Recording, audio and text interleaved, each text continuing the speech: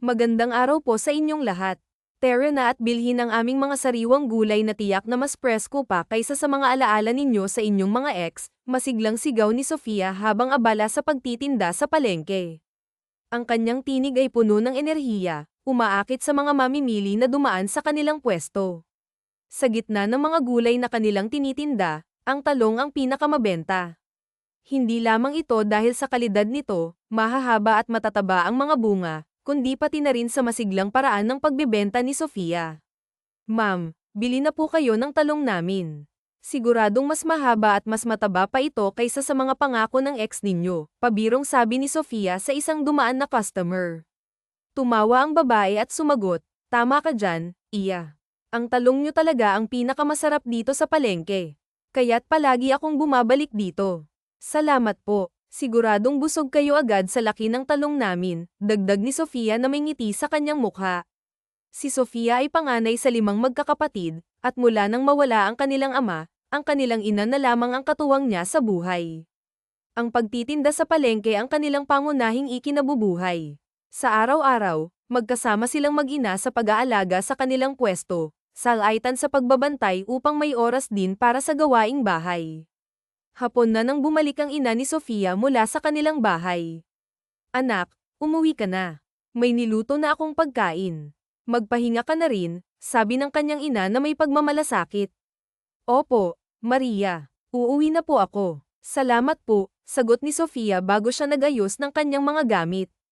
Habang pauwi, nakita niya ang kanyang matalik na kaibigan na si Milo. Oy, Sofia, buti na lang nandito ka. May sasabihin ako sa'yo, masiglang bati nito. Hay nako, Milo, lagi na lang akong natatawa sa palayaw mo. Bakit nga ba Milo ang tawag sa'yo? Naman ang simula ng pangalan mo, pabirong tanong ni Sofia habang naglalakad sila. Hayaan mo na, Sofia. Pamana na yan mula kay Mudra. Pero teka, seryoso ako. May balita ako, may isang negosyante daw na naghahanap ng kasambahay. Mataas daw ang sahod, paliwanag ni Milo, puno ng pananabik. Talaga ba? Magkano naman ang sahod? Tanong ni Sofia na tila interesado. Sa pagkakaalam ko, nasa 25,000 piso daw ang buwanang sahod. Malaki kasi ang bahay nila kaya mataas ang offer, sagot ni Milo na may ngiti sa labi. Wow, ang bongga naman yan. Sige, gagawa na ako ng resume. Pero teka, ano bang mga requirements ang kailangan? Tanong ni Sofia habang iniisip ang oportunidad. Carry lang yan, Sofia. Pwede namang kumpletuhin ang mga requirements sa susunod. Basta't magpasa ka na agad ng kung anong meron ka ngayon. Bilisan mo na baka maunahan pa tayo, sagot ni Milo na puno ng determinasyon.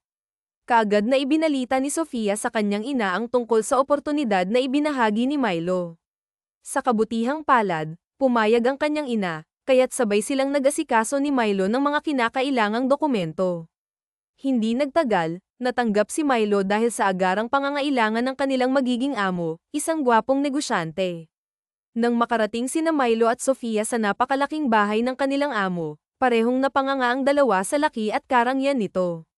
Grabe, ang laki ng bahay na to. Parang nasa pelikula lang ako, sambit ni Sofia na halatang namamangha.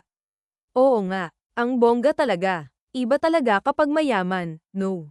Tayo, kulang na lang gawing tirahan ng daga yung bahay natin, biro ni Milo na may halong tawa. Hoy, grabe ka naman. At least masaya tayo sa bahay natin, kahit papaano, sagot ni Sofia na may ngiti sa labi. Habang nag-uusap ang dalawa, lumapit sa kanila ang isang matandang babae na may dignidad ngunit halatang maganda pa rin kahit sa kabila ng kanyang edad. Mga iya. Kayo ba ang bagong kasambahay? Tanong nito nang may kabaitan. Opo, ma'am. Kami nga po, sagot ni Sofia na may magalang na ngiti. Mabuti naman. Ako nga pala si Grace. Sundan ninyo ako para maipakita ko ang mga dapat ninyong gawin, wika ng ginang. Sumunod naman sina Milo at Sofia kay Grace habang iniisa-isa nito ang mga alituntunin sa loob ng bahay. Napag-alaman nila na si Grace ay siyang nag-alaga kay Ethan mula pagkabata. Tumanda na si Grace nang hindi nagkaroon ng sariling pamilya, kaya't itinuring na niyang anak si Ethan, lalo na't hiwalay ang mga magulang nito. Ngunit nabalitaan din nila na si Ethan, ang kanilang amo, ay kilala bilang isang masungit at seryosong tao. Hindi raw ito mahilig ngumiti at ayaw nito ng masyadong maraming tanong. Magsimula na kayo sa paglilinis. Siguraduhing walang kalat o alikabok sa mesa sa sala, pati na rin sa opisina ni Sir Ethan.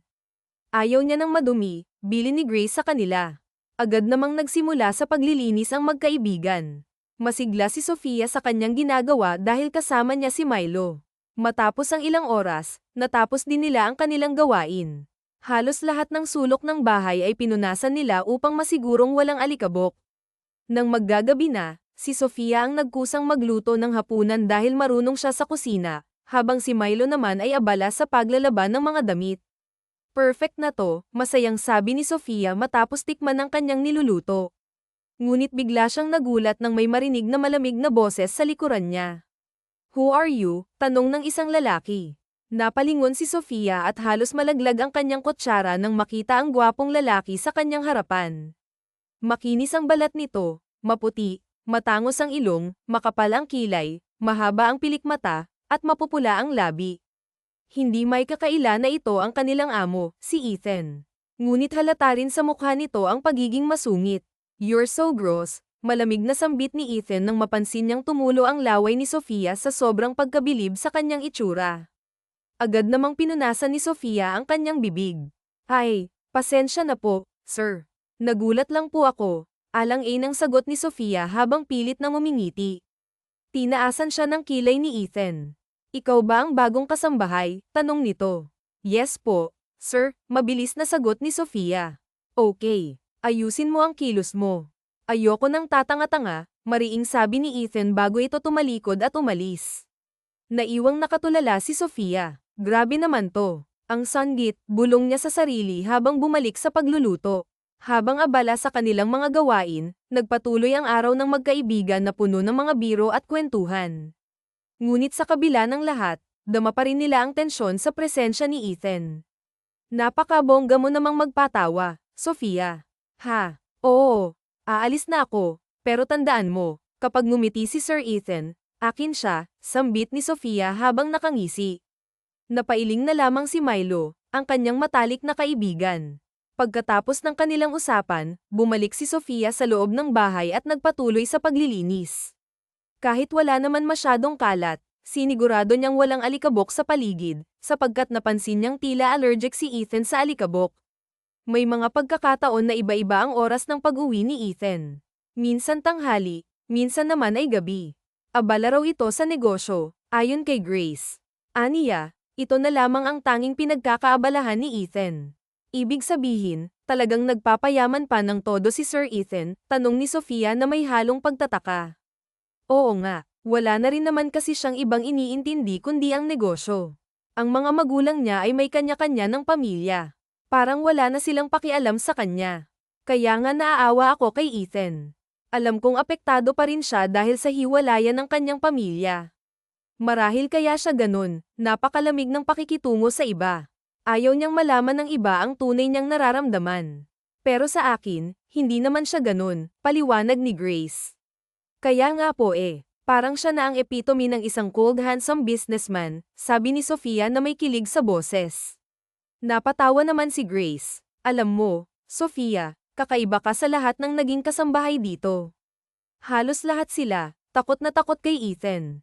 Kaya nga umaalis agad dahil hindi nila kinakaya ang mga salita niya.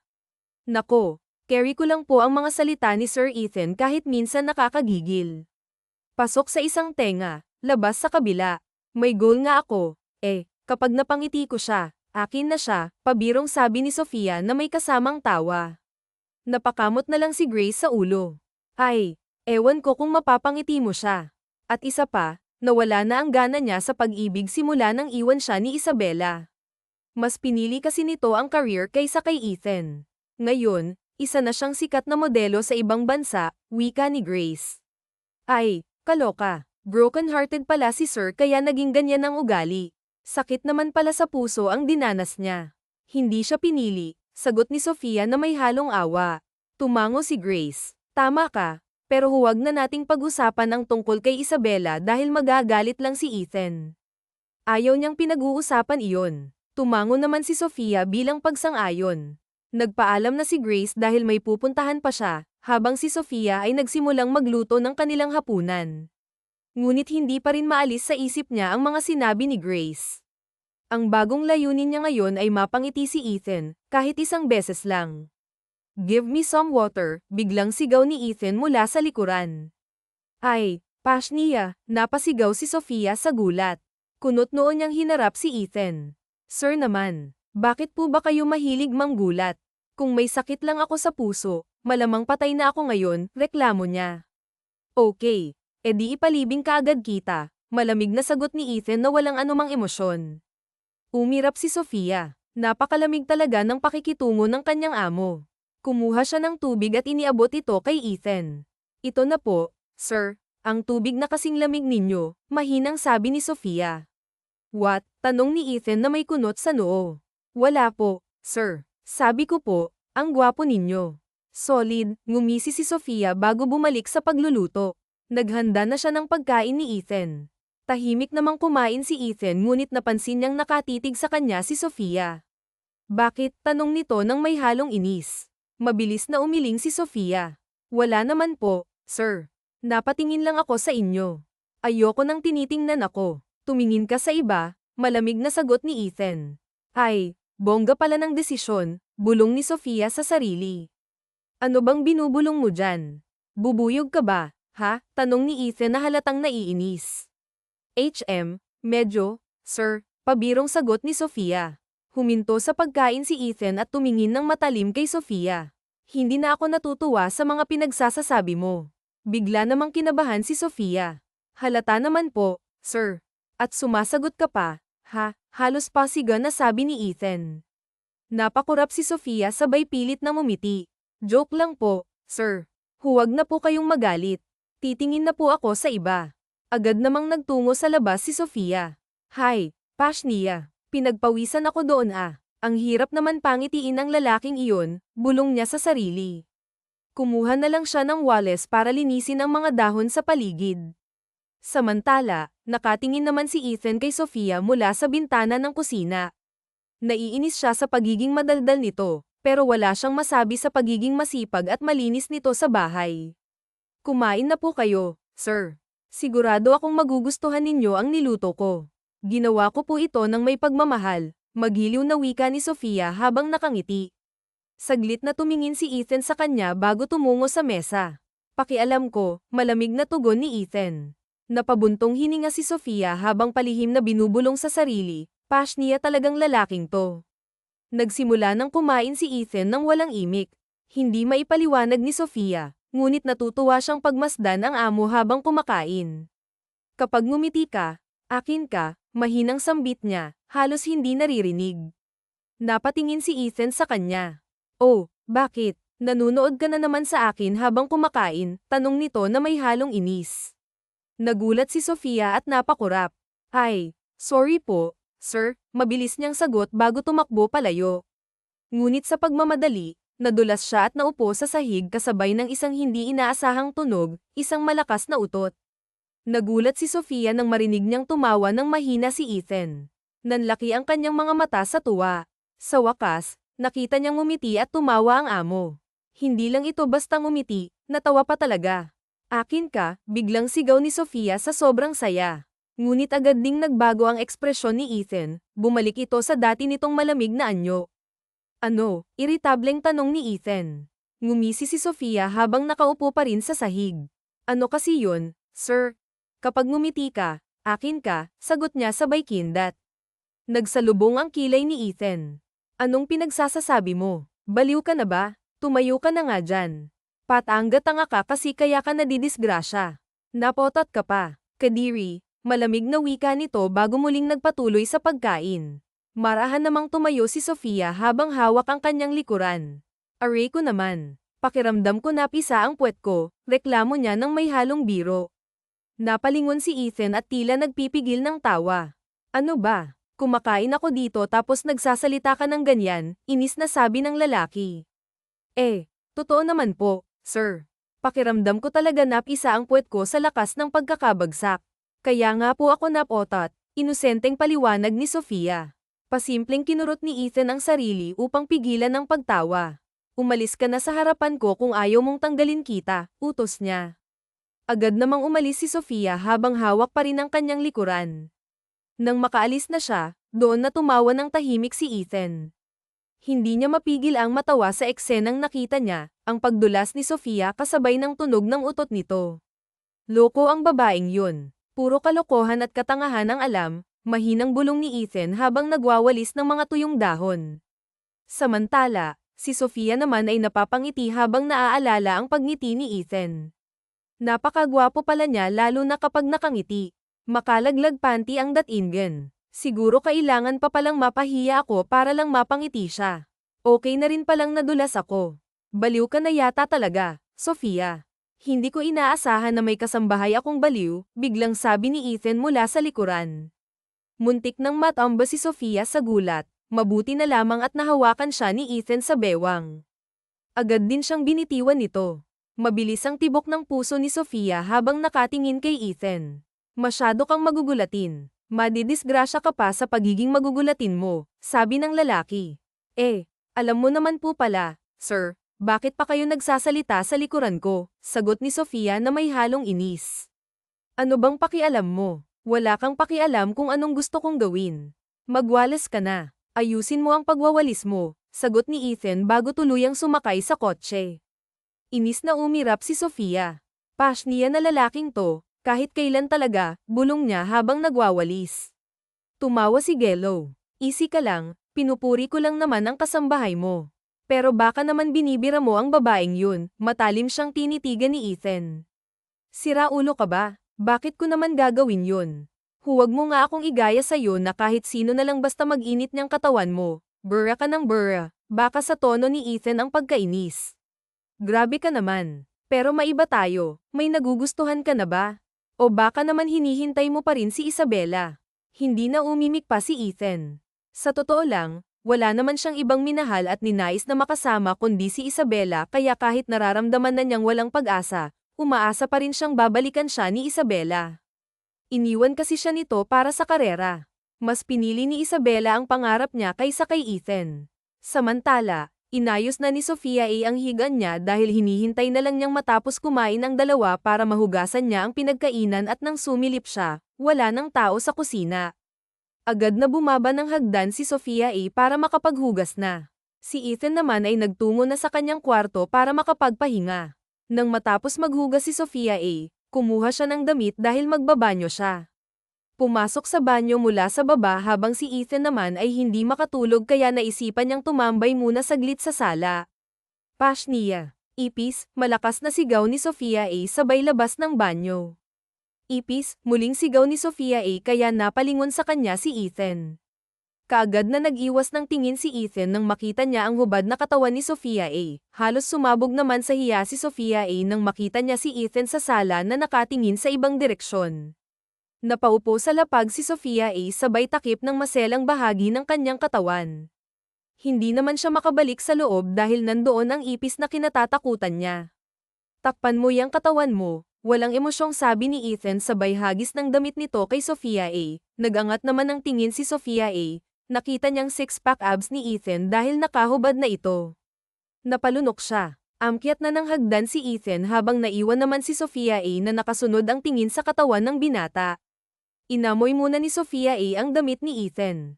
Ay, bongga ang bango. At bago isinuot ang t-shirt ni Ethan, nagmistulang duster ito kay Sofia dahil sa laki. Kinatok naman ni Sofia ang kwarto ni Milo. Ha, ano ba yan? Ipis lang Takot na takot ka, hindi ka naman mapapatay niyan, sabi ni Milo matapos niyang mapatay ang ipis.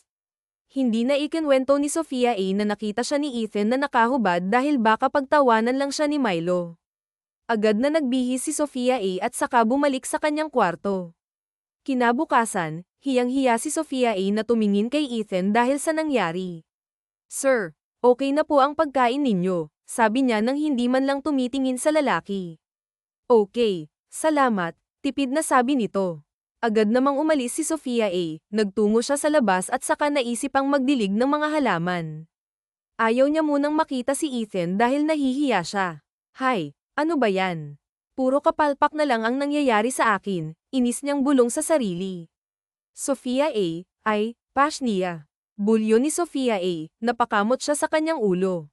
Bakit ka ba ganyan? Napaka magugulatin mo, sabi ni Ethan sa kanya.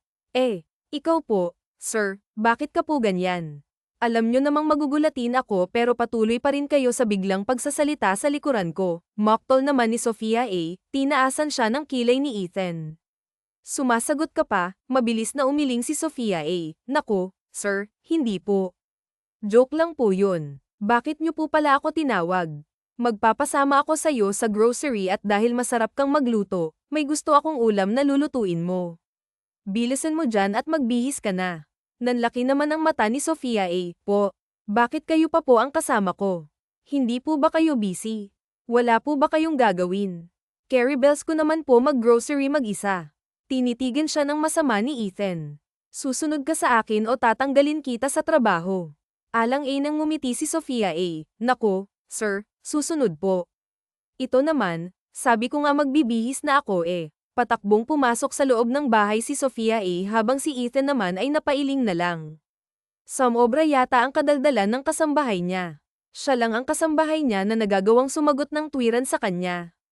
Ang mga kasambahay niya kasi noon ay takot na takot sa kanya at hindi man lang magawang titigan siya sa mata.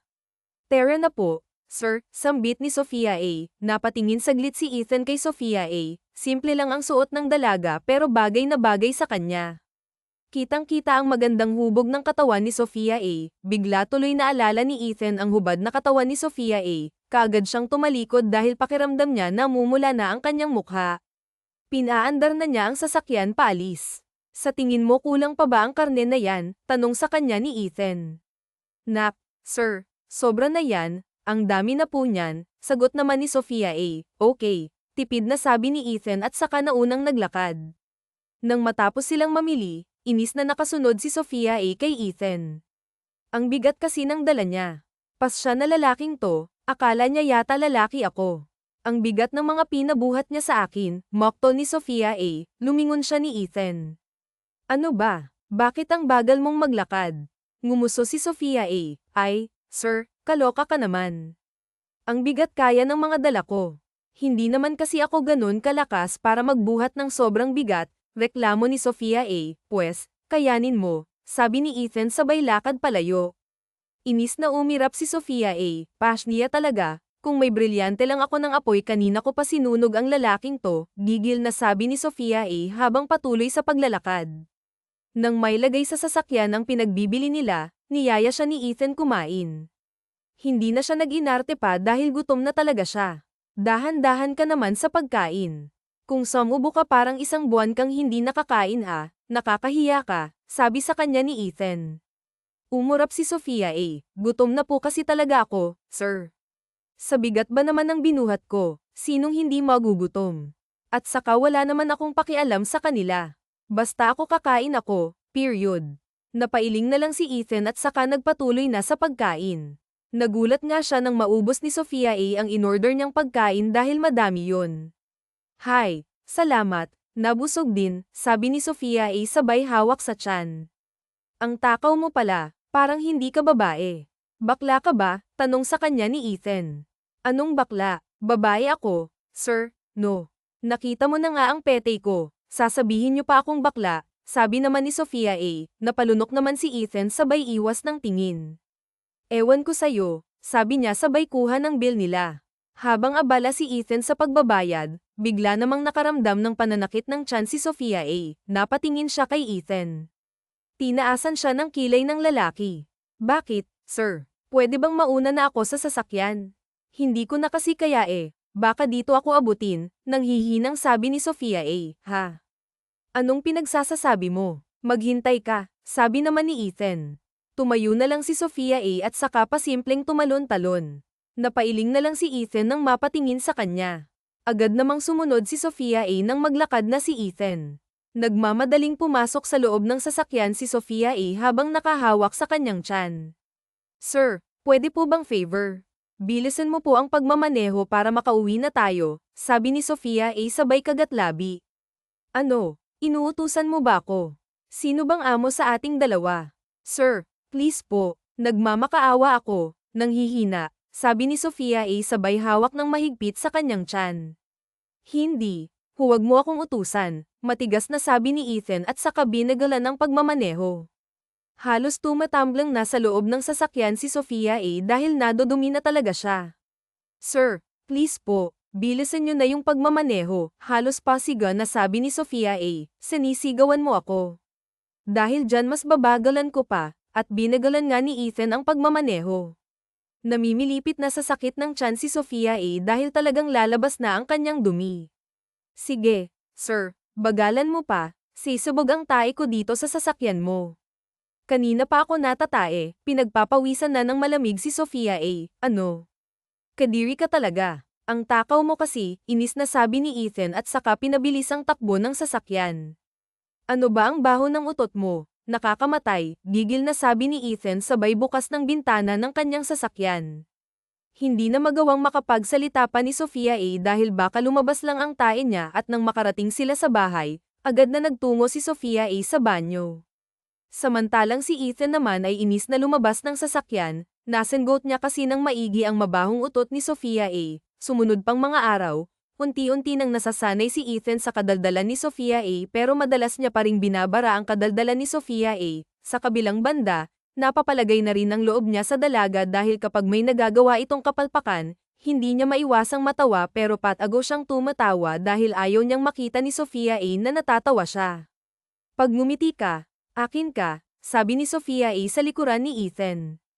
Lumingon naman si Ethan at bigla na lang siyang natawa dahil sa itsura ni Sofia may dumi kasi ito sa ilong at pisngi, dumi na mula sa uling.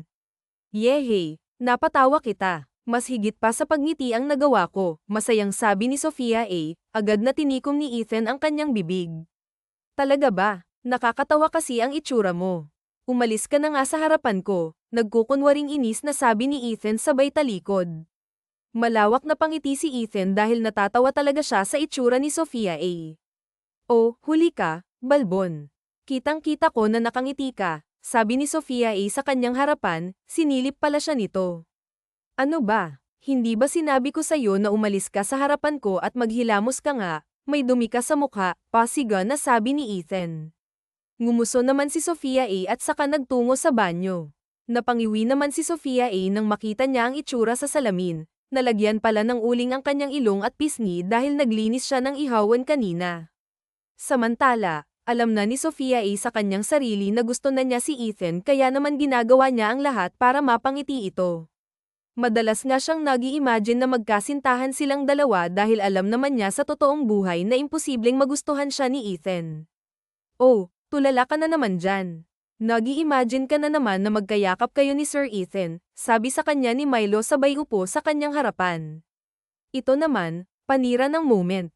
Hayaan mo na ako, hanggang imagine na nga lang ang magagawa ko sabi ni Sofia sabay nguso. Hay nako. Huwag mo na kasing gawin pa yan dahil mas lalo lang lumalala ang pagkagusto mo kay Sir Ethan. Sagutin mo na lang kaya si Bogart, yung manliligaw mo. At least doon alam mo na mahal ka, sabi sa kanya ni Milo. Umirap naman si Sofia hay nako, ayoko doon, amoy baktol. Sinabi ko sa kanya na magtowes para maalis ang mabahong amoy sa katawan niya pero hindi nakikinig. Gwapo siya, oo, pero mabaho siya Mas gusto ko pang mabango kahit na hindi gwapo, tumawa naman si Milo. Oo nga ewan ko ba sa lalaking yun, sayang ang pagkagwapo. Nag-text kasi sa akin kagabi, kinakamusta ka, miss ka na raw niya, sinundot pa ni Milo sa tagiliran si Sofia ano ba? Bahala siya dyan. Sinabi ko naman sa kanya na ayoko sa kanya. Kahit nagwapo pa siya, ayoko talaga, grabe ang baho ng kilikili. Nakakamatay, sabi ni Sofia sabay tawa. Nagtawanan pa silang dalawa bago nagsimulang magtrabaho. Samantala, si Ethan naman ay napangiti nang makita niyang malinis ang opisina niya. Sa lahat ng naging kasambahay niya, si Sofia ang pinakamagaling maglinis. Talagang walang alikabok na natitira at isa pa, masarap din magluto si Sofia kaya naman mas pinipili niyang sa bahay na kumain kahit nagugutom na siya. Sofia tawag sa kanya ni Grace. Yes po, ma'am, sabi naman ni Sofia tawag ka ni Ethan, may iuutos yata sa'yo. Puntahan mo siya sa opisina niya. Sige po, ma'am. Agad namang nagtungo doon si Sofia naabutan niyang may binabasang kung ano si Ethan. Sir, Tawag niyo raw po ako. Bakit po? Sabi ni Sofia nang makapasok siya sa loob. Kunin mo yung isang libro sa taas, may babasahin ako, utos sa kanya ni Ethan. Napatingin naman si Sofia sa librong sinasabi ni Ethan, nasa pinakamataas na bahagi ito ng bookshelf. Bumantong hininga si Sofia sabay kuha ng hagdan. Sir, ito po ba? Sabi ni Sofia habang hawak ang isang libro. Oo, yan nga, bilisan mong bumaba, sabi ni Ethan sabay tingin muli sa hawak niya. Dahan-daang bumaba si Sofia takot pa naman siya sa mga ganito kaya mahigpit ang hawak niya sa hagdan, nanginginig ang kanyang kamay pero hindi niya napansin na hindi niya natapakan ng isang baitang ng hagdan kaya napasigaw siya. Ay, Diyos ko po, malakas na sigaw niya. Mabilis namang kumilos si Ethan, at siya ay sumalaw. Bumagsak siya sa katawan ng lalaki at hindi sinasadyang nahalikan niya ang labi ni Ethan. Nanlalaki ang mata ni Paul na lumayo kay Ethan. Akma pa sana siyang tatayo pero masakit ang tuhod niya. Pagkatingin niya, namumula ito. Aray ko, Nia, daing ni Paul Ayos ka lang nag-aalalang tanong ni Ethan. Napakagatlabi naman si Sofia mad ako ang paningin niya sa labi ni Ethan. Mabilis siyang tumayo. Opo, sir. Ayos lang po ako. Kinuha ni Sofia ang libro na pinakuha sa kanya ni Ethan. Ito na po pala yung libro. May ipapakuha pa po ba kayo? Pasensya na po sa abala. Takot po kasi ako sa mga matataas na lugar, sabi ni Sofia sabay kamot ng ulo. Tumayo naman si Ethan at saka pinagpaygan ang sarili. Wala na akong iuutos. Pwede mo nang gawin ang iba mo pang gagawin. Sige po, sir. Mabilis namang umalis si Sofia naiwan namang tulala si Ethan. Hinawakan niya ang kanyang labi. Ang lambot ng labi ni Sofia na lamapat ito sa kanya. Mariing pumikit si Ethan. Bigla tuloy siyang nakaramdam ng awa nang makita niyang namumula ang tuhod ni Sofia marahil, masakit yun at tiniis lang ni Sofia Hoy! Gumising ka dyan, sabi ni Milo kay Sofia kumurap-kurap naman si Sofia nakatulog pala siya sa duyan sa labas. Nagwawalis kasi siya ng mga tuyong dahon at naisipan niyang mahiga sa duyan. Ay, nakatulog ako, patay. Nandyan na ba si Sir? Gulat na sabi ni Sofia sabay tayo. Oo, kara-rating lang. Pinagbihis tayo. Kumunat ang noo ni Sofia ha? Bakit? Aalis daw tayo. Manlilibre daw si Sir. Pati driver niya kasama natin pati na si Grace, sabi ni Milo sabay ngiti. Ha? Anong meron? Bakit niya naisip ang manlibre? Sinapian ba siya ng kabaitan ngayon? Nakangusong sabi ni Sofia tumawa si Milo. Ay, grabe ka naman. Mabait naman daw si Sir kahit papaano, may topak lang daw. O sige na, magbihis ka na. Ang dami mo namang sinasabi, napakamot na lang ng ulo si Sofia bago nagtungo sa kanyang kwarto upang magbihis. Isinuot niya ang pinakamaganda niyang dress na hapit sa kanyang katawan kaya kitang-kita ang magandang hubog nito hanggang tuhod ang haba nito. Naglagay din ng kakaunting kolorete sa mukha si Sofia bago siya lumabas. Napatingin sa kanya si Ethan nang lumabas siya sa kwarto habang si Milo naman nakatabi ni Grace ay nakangising nakatingin sa kanya. Let's go, sabi ni Ethan at saka naunang maglakad. Sumunod naman sa likuran si Sofia at Milo. Siniko siya ni Milo. Ang bongga mo ha. Napatitig sa'yo si Sir nang may pagkamangha sa mata. Mukhang nagagandahan sa'yo si Sir Ethan, bulong sa kanya ni Milo. Siniko niya ito sa tagiliran. Anong pinagsasabi mo dyan? Namamalik mata ka lang. Walang ganon. Imposibleng magandahan siya sa akin. Palagi niya nga akong binabarae, at minsan pinapagalitan pa. Ay sus. Ewan ko sa inyo, wika ni Milo sabay ngisi. Dinala sila ni Ethan sa mamahaling restaurant. Nagulat si Sofia dahil ito ang restaurant na sinasabi niya kay Milo kagabi. Sinabi niya kasi kay Milo na gusto niyang makakain dito kahit minsan. Ang hindi alam ni Sofia narinig yun ni Ethan kaya sila dinala dito. Ay bongga, parang kagabi lang sinabi mo sa akin na gusto mong kumain dito sabi ni Milo nang makaupo sila. Oo nga magic nagkatotoo, masayang sabi naman ni Sofia Paimpol namang tumingin si Ethan kay Sofia tinikom niya ang kanyang bibig para pigilang ngumiti. Pumili ka na ng damit na gusto mo. Hindi ba't kakaunti lang ang damit mo, sabi sa kanya ni Ethan. Ha, opo, pero paano nyo nalaman? Pumasok ba kayo sa kwarto ko? Tak-ang tanong ni Sofia A. Tinaasan siya ng kilay ni Ethan. Bakit ko naman gagawin yun? Basta mamili ka na lang dyan at huwag ka ng marami pang sinasabi. Tumango na lang si Sofia A at saka namili ng damit. Nagtataka pa rin siya dahil sinabi niya lang din ang tungkol dito kay Milo kagabi na kaunti lang ang damit niya. Okay na sa'yo yan. Bakit ang konti? Pumili ka pa, sabi sa kanya ni Ethan. Ay, Carrie Bells na to, sir. Baka wala na akong sahurin saad ni Sofia A. Kumunat ang noo ni Ethan. Ganun ba ako kasama sa'yo para isiping ibabawas ko yun sa sahod mo? Napalunok si Sofia A. sabay kamot sa ulo. Hindi naman po sa ganun, sir. Malay ko po ba? Syempre nagtaka lang ako kung bakit may pag-anito. Inis na bumuga ng hangin si Ethan. Pumili ka pa doon. Remembrance mo sa akin yan bago kita tanggalin sa trabaho, sabi ni Ethan sabay alis. Napakamot naman ng ulo si Sofia A. Pasaway na lalaking to. Moody, ewan talaga, umiiling na sabi ni Sofia A. Masayang masaya si Sofia A nang makauwi sila dahil bago na ang kanyang mga damit. Nagpasalamat siya kay Ethan habang isang tango lang ang isinagot nito sa kanya. Sumunod na araw, naging back to normal na ang lahat. Naging abala na ulit si Ethan sa kanyang negosyo habang si Sofia A naman ay palaging naghihintay kay Ethan sa tuwing uuwi ito. Madalas na kasi itong umuwi. Bakit gising ka pa? Ay, pasensya, gulat na sigaw ni Sofia A. Ay, sorry po, sir. Hinihintay ko kasi kayong umuwi para may handa ko ang pagkain ninyo tapos mahugasan ang pinagkainan ninyo, sabi ni Sofia A. sabay ngiti. Ah, okay. Pero ayos lang naman sa akin na ako na ang mag-asikaso ng pagkain ko kung inaantok ka na. Baka kasi gabing-gabi na ako umuwi tapos inaantok ka na noon, sabi naman ni Ethan. Carrie Bells lang yan, sir. Trabaho ko naman po ang pagsilbihan kayo. Sige po, ipaghahanda ko na kayo ng pagkain. Agad na nagtungo si Sofia A. sa kusina. Sinundan lang ni Ethan ang tingin si Sofia A. Tipid siyang napangiti bago nagtungo sa kanyang kwarto. Nang matapos siyang kumain, dumiretso na siya sa kwarto. Biglang sumagi sa isip niya ang magandang mukha ni Sofia A. Tipid siyang napangiti. Ilang linggo na rin simula nang guluhin ni Sofia A. ang kanyang isipan. Palagi nang sumasagi sa isipan niya si Sofia A. at dahil hindi pa makatulog si Ethan, nagtungo siya sa terrace. At nakita niya sa labas si Sofia A. na nakahiga sa duyan. Kumunat ang noo niya at agad na lumabas ng kwarto.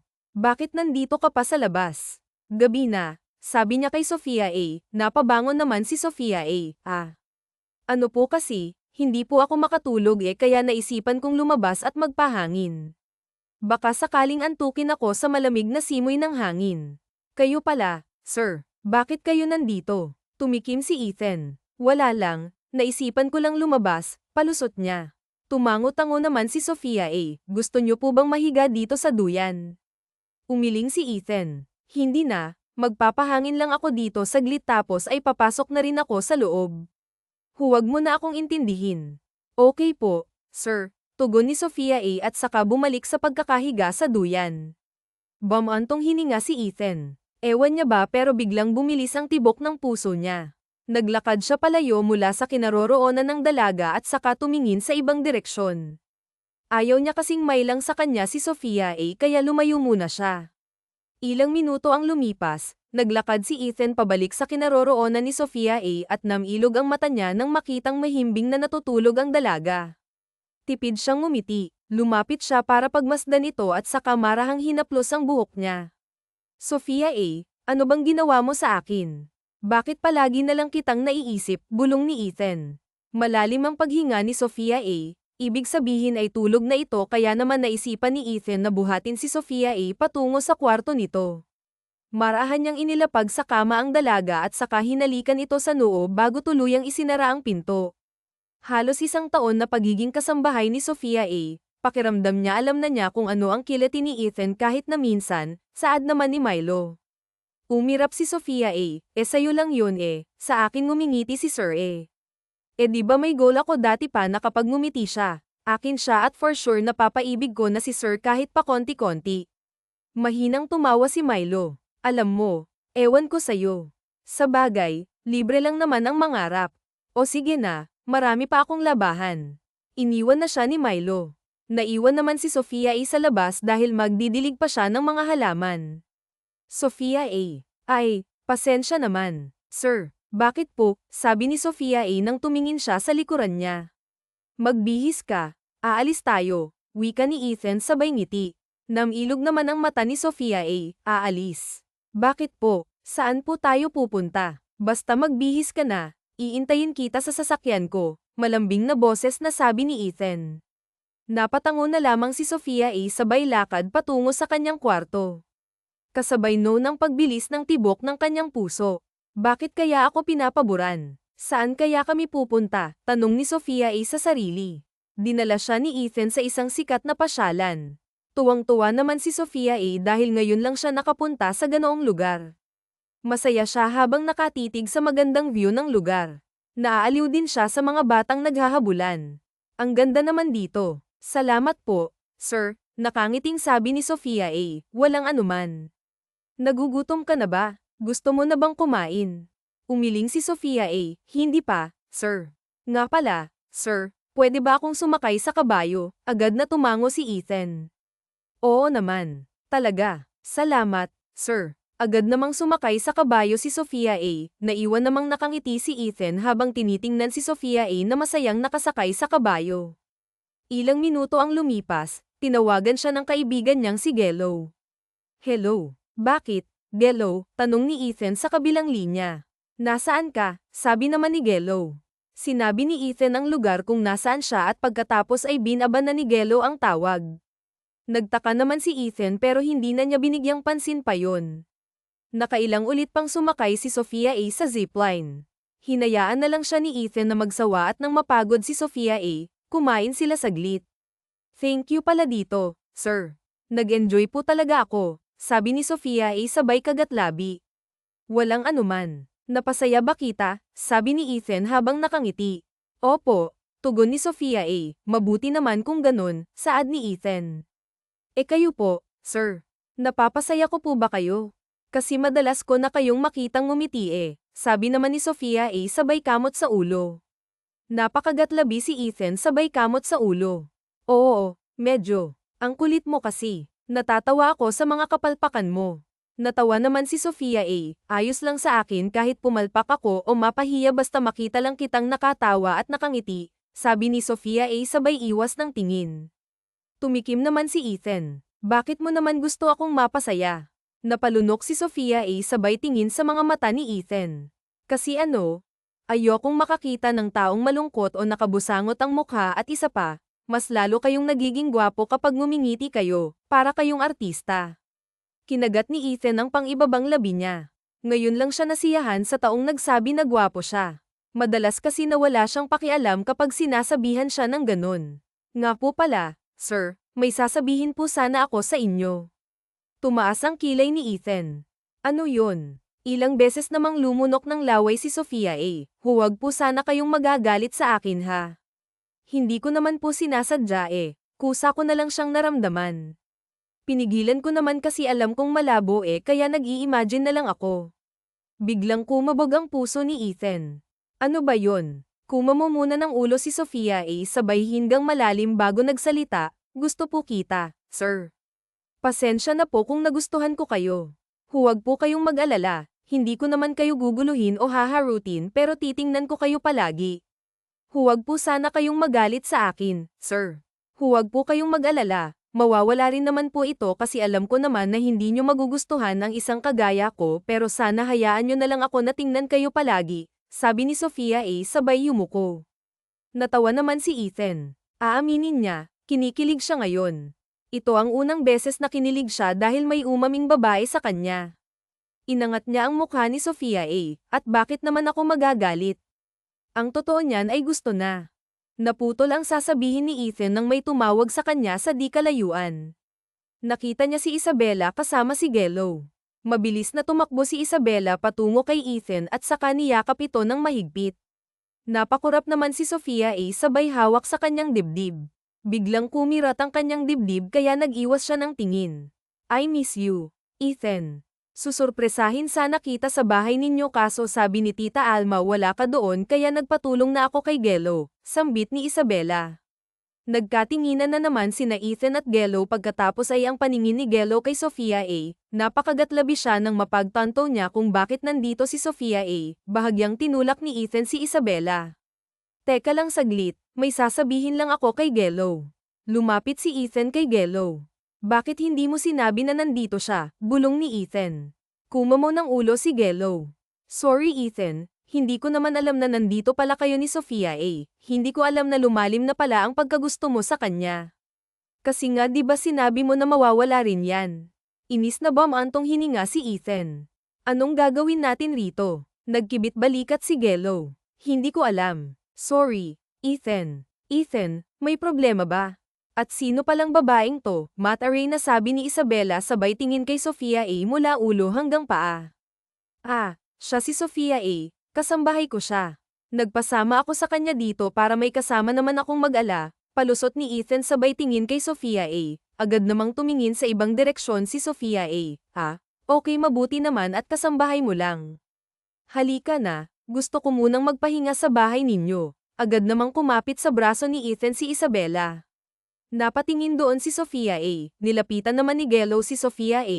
Ayos ka lang, tanong nito sa kanya. Ilang beses namang kumurap si Sophia A. Oo, bakit naman? Antong hininga si Gelo. Halika na, sa kotse na kita sumakay. Sumunod naman si Sophia A kay Gelo pero sa loob-loob niya, ang bigat ng pakiramdam niya. Sa isip ni Sophia A, napakaganda pala ni Isabela, malayong malayo sa itsura niya na isang kasambahay lang ang itsura. Ilang araw nang nasa bahay ni Ethan si Isabela. Wala itong ibang ginawa kundi ang maging-arte at harutin si Ethan pero parang wala namang pakialam sa kanya si Ethan. Naiinis na ako sa Isabela na yun, napaka-arte. Akala mo kung sinong Donya ang Makoto sa atin. Oo walang kaso sa atin na utusan niya tayo pero yung asta niya kasi kakaiba. Feeling akala mo robot tayo kung utusan, inis na bulong ni Milo. Hayaan mo na, huwag na lang natin siyang pag-usapan pa. Walang ganang tugon ni Sophia A. Tumingin sa kanya si Milo. Ano bang nangyari sa'yo? Bigla ka na lang naging matamlay at walang gana dyan simula dumating si Isabela. Nagseselos ka? Nasasaktan ka ba sa nakikita mo? Huminga ng malalim si Sophia A. Kapag sinabi ko bang oo, may magbabago ba? Wala naman di ba? Hayaan mo na lang ako. Sige na ako na muna ang maglalaba para hindi ko sila makitang dalawa. Agad na nagtungo sa likod bahay si Sophia A. Nagsimula na siyang maglaba at habang naglalaba siya, napaiyak na lang siya at ngayong nagbalik na ang babaeng pinakamamahal ni Ethan, wala na siyang karapatan pang makipag-close kay Ethan. Sophia A. Ay, pasensya, inis na lumingon si Sophia A. Sir. Bakit po? Tag ang tanong niya sabay kagatlabi. Ayos ka lang ba? May masakit ba sa'yo? Napapansin ko kasi na parang matamlay ka, baka sa boses ni Ethan ang pag-aalala. Ayos lang ako, sir. Masakit lang ang puso ko, kumikirot, sabi ni Sophia A sabay kamot sa ulo. Ha, bakit? May sakit ka ba sa puso? Delikado yan. Halika, dadalhin kita sa ospital, sabi ni Ethan sabay hawak sa kamay ni Sophia A. Tumawa naman si Sophia A. Kaloka ka, sir. Wala po akong sakit sa puso, kumbaga kumikirot ang puso ko dahil nakikita kong masaya ka sa iba. Kumunat ang noo ni Ethan. Ha? Anong masaya sa iba? Nakita mo ba akong umiti kasama si Isabela? Mahinang tumawa si Sophia A. Sige na po, sir. Puntahan niyo na po siya baka hinahanap ka na niya. Maglalaban na po muna ako. Huwag kayong dumisturbo dyan. Pasaway kayo, pagtataboy sa kanya ni Sophia A. Ilang segundo munang tinitigan ni Ethan si Sophia A bago tuluyang umalis. Malalim namang huminga si Sophia A sabay hawak sa kanyang dibdib. Lumipas ang 2 linggo, tila napapansin ni Isabela ang pagtitig ni Sophia A kay Ethan. Hoy, ikaw, bakit tingin ka ng tingin sa boyfriend ko? Gusto mo ba siya? Inis na sabi ni Isabela. Umiling naman si Sophia A. Hindi po, ma'am. Napapatingin lang po ako kay sir. Ngumisi si Isabela. Malamang sino bang hindi mapapatingin sa gwapong katulad niya. Umayos ka ha. Subukan mong lang din ang boyfriend ko. Mapapatay kita. Sa bagay hindi ka naman mapapansin ni Ethan dahil isang hamak na kasambahay ka lang, mababang uri ng tao kaya wala pala akong dapat ikabahala, inirapan pa siya ni Isabela bago tuluyang umalis sa harapan niya.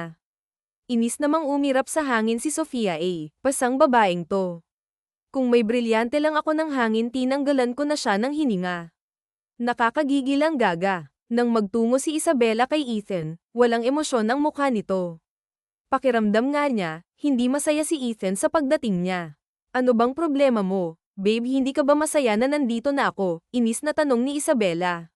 Bumantong hininga si Ethan. Hindi ko alam. Siguro wala lang ako sa mood. Marami rin kasi akong inasikaso, sabi ni Ethan sabay talikod. Naningkit ang mga mata ni Isabela. Napansin niya rin kasi na malapit si Ethan kay Sofia A, kaya naman umisip siya ng paraan para mawala sa landas niya si Sofia A. Sinadya niyang banggain si Sofia A para ipasok sa bulsa ng uniform ni Sofia A ang bracelet niya. Sorry po, ma'am, sabi ni Sofia A sabay tayo. It's okay. Ayos lang ako, sagot naman ni Isabela sabay ngisi dahil nagtagumpay siya sa kanyang plano. Pagkatapos ay nagmamadali siyang nagtungo sa kwarto ni Ethan at nagpapanggap na may hinahanap. Babe, nakita mo ba yung bracelet ko? Umiling si Ethan. Hindi. Saan mo ba nilagay? Dito lang sa table mo. Bakit naman nawala yun? Teka nga, baka kinuha ng kasambahay mo, sabi ni Isabela sabay lapit kay Ethan. What? Hindi nila magagawa yan. Minsan walang nawawala dito. Baka kung saan mo lang nalagay yun, inis na sabi ni Ethan. No, kakapkapan ko sila, sabi ni Isabela sabay labas ng kwarto. Sumunod naman si Ethan. Naunang kapkapan si Milo at sumunod si Sofia A. Nanlaki ang mata ni Sofia A nang makuha sa bulsa ng uniform niya ang bracelet ni Isabela. What's the meaning of this? Ninakaw mo ang bracelet ko, nanlalaking matang sabi ni Isabela. Mabilis na umiling si Sofia A sabay tingin kay Ethan. Hindi po, hindi ko alam kung bakit nasa bulsa ko yan. Wala po akong kinukuha. Hindi ko po talaga alam kung paano napunta sa bulsa ko yan. Shut up, magnanakaw ka. Ang dapat sa'yo ay pinapalayas. Babe, palayasin mo ang babaeng yan kung ayaw mong ikaw naman ang sunod na nakawan niya, sabi ni Isabela sabay tingin kay Ethan. Mangiyak-ngiyak namang tumingin si Sofia A kay Ethan. Hindi ko magagawa ang bagay na yan. Pinalaki ako ng tapat ng mga magulang ko, pero para wala ng gulo, aalis na lang ako ng kusa. Pasensya na sa abala, sabi ni Sofia A sabay alis. Sofia A, tawag ni Ethan sa kanya, pero hinawakan siya ni Isabela sa kamay. Anong ginagawa mo? Susundan mo ang magnanakaw na yun, inis na sabi ni Isabela.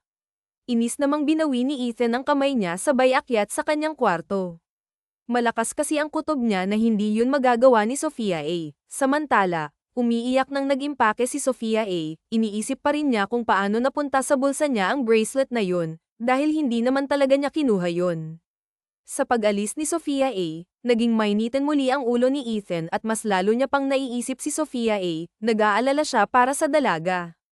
Palagi niyang hinihiling na sana ay nasa mabuting kalagayan lang si Sofia A. Ethan, ano bang nangyayari sa'yo? Simula nang dumating ako dito, hindi ko naramdaman na masaya ka't interesado ka sa akin. Mas interesado ka pa sa babaeng yun, sa kasambahay na yun, inis na sigaw ni Isabela. Oo, tama ka. Hindi talaga ako masaya na nandito ka. Alam mo kung bakit, dahil na-realize ko na hindi na pala kita mahal. Na matagal na akong walang nararamdaman sa'yo. Hindi mo alam ang sakit na dinanas ko simula nang iwan mo ako. Mas pinili mo ang career mo, di ba? At ang masakit pa doon, natupad mo ang pangarap mo kasama ang lalaking pinagseselosan ko. Akala mo ba hindi ko alam ha? Na binigay mo ang sarili mo sa kanya para tulungan kanyang maging sikat na modelo. Nagbubulag-bulagan lang ako, Isabela, dahil mahal na mahal kita noon. Pero ngayon ay hindi na kaya, umalis ka na sa harapan ko, galit na sigaw ni Ethan. Ethan, please let me explain. Alam mo naman kung gaano kahalaga sa akin ang maging sikat na modelo, di ba? Sabi ni Isabela sabay hawak sa kamay ni Ethan. Oo, kaya nga handa kang ibigay ang sarili mo sa lalaking yun para sumikat ka. Umalis ka na sa harapan ko, Isabela, bago pa kita kalad ka rin alis, gigil na sigaw ni Ethan. Walang nagawa si Isabela kundi ang umalis. Napahawak naman sa sentido si Ethan at saka biglang napatayo. Kinausap niya si Milo na samahan siya para puntahan sa bahay si Sofia A. Hindi nila naabutan sa bahay si Sofia A kaya naisip nilang magtungo sa palengke. Oh, gulay kayo dyan mga kuya, ate. Fresh na fresh po ito, Bili na kayo, sigaw ni Sophia A. Natatawa namang nakatingin sa kanya si Ethan sabay labas ng sasakyan. Miss, pabili nga ako ng talong mo. Ang haba naman pala nito. Nagulat si Sophia A nang makita niya ang lalaking nasa harapan niya. Sir Ethan, hindi makapaniwalang sambit niya. Umuwi na tayo. Bumalik ka na sa bahay ko. Miss na kita, wika ni Ethan habang nakangiti. Kumunat naman ang noo ni Sophia A. Pero umalis na po ako sa inyo at isa pa, ayoko na po ng gulo. Ayoko na mag-away kami ni Ma'am Isabela. Wala na siya. Pinalayas ko na. Sinabi sa akin ni Yaya Alma na siya ang naglagay ng bracelet niya sa bulsa mo para mapaalis ka. Hindi na ako nabigla dahil alam ko naman na may hindi magandang pag-uugali ang babaeng yun. Na-realize ko na hindi ko na pala siya mahal dahil ikaw na ang mahal ko, Sophia A. Ikaw ang nagbigay ng kulay sa mundo kong madilim. Ikaw ang nagturo sa akin kung paano ngumiting muli, bakas sa pananalita ni Ethan ang sinseridad. Ay bongga naman, may gwapong nabingwit si Sophia A. Ito na yata ang sinasabi mong mahaba at matigas mong talong sa totoong buhay, sabi ng isang tindera. Hoy, sira ka. Anong pinagsasabi mo dyan? Natatawang wika ni Sophia A. Tumawa naman si Ethan. Sophia A, halika na. Umuwi na tayo. Bumalik ka na sa bahay. Napakurap naman si Sophia A dahil iniisip niya na panaginip pa rin ang lahat. Sophia A, anak, tawag sa kanya ng mama niya. Nanlaki ang mata nito nang makita niya si Ethan. Sophia A, siya ba ang amo mo? Tanong sa kanya ng kanyang mama.